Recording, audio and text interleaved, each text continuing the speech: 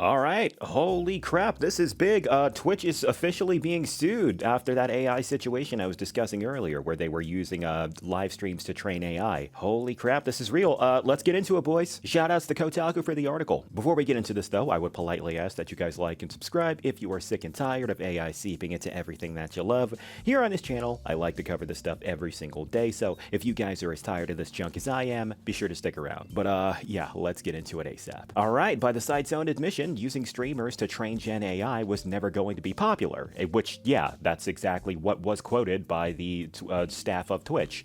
But one Connecticut-based creator alleges the policy extends beyond the last month. Earlier this month, Twitch introduced a new program that would use its streamers as AI training material. Disappointing, unsurprising, but seemingly optional. What was most distressing was that users were automatically opted in by default. Unsatisfied with the implementation and implications, one creator has launched a class action lawsuit against Twitch and its monolithic parent company Amazon, which is, it's like freaking fighting Mike Tyson when you only learned how to box for a couple years. That's all I'm gonna say. Connecticut-based streamer Warren Pentis is taking Twitch to court over the use of his videos. The document alleges that Pentisia's streams were used to train AI without permission or compensation. Because Amazon AI products are commercialized, Amazon had an overwhelming incentive to acquire training data on an unprecedented scale, writes Pantasia in a 37-page complaint. Rather than negotiate for lawful licenses or seek permission, defendants access the Twitch streams and videos to utilize them as a massive dataset necessary to fuel Amazon's AI products. Twitch clearly knew the AI policy was going to be an unpopular one. And if you don't believe me, then let's go back to the previous article that I already discussed when I was talking about this, because I have not forgotten. I did not forget. It wasn't that long ago.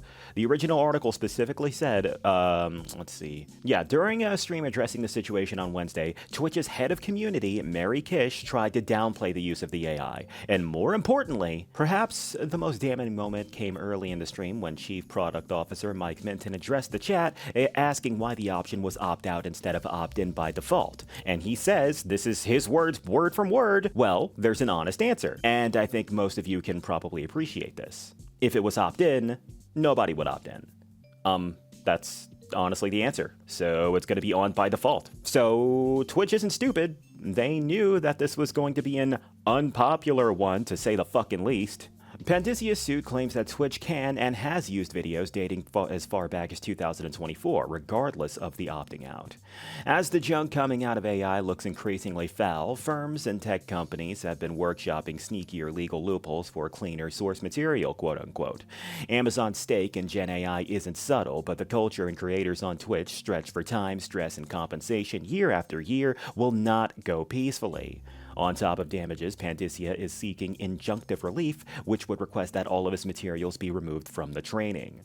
While winning a case against one of the largest companies in the world would be a feat, the suit could set precedents against AI harvesting that extend far beyond Amazon's gate, which just shows off why this entire case is important, whether this dude wins or loses. It goes without saying that while it's not a surprise at all that Twitch would be yet another cynical-ass company that would go out of their way to try and turn people who are trying to enjoy themselves into lab rats for testing their cheap, lame-ass AI programs so they can keep their pockets filled. It is a genuine surprise to see that someone would stand up and try to file a lawsuit against them. It is a genuine surprise. Like, I can't believe I'm seeing this. But while it is surprising, it is very positive to see, because it's good to see that no matter how used to it we all get towards AI, we're still going to be, like, people are still always going to want to clap back at it, and if something is wrong, someone is going to say that something is wrong.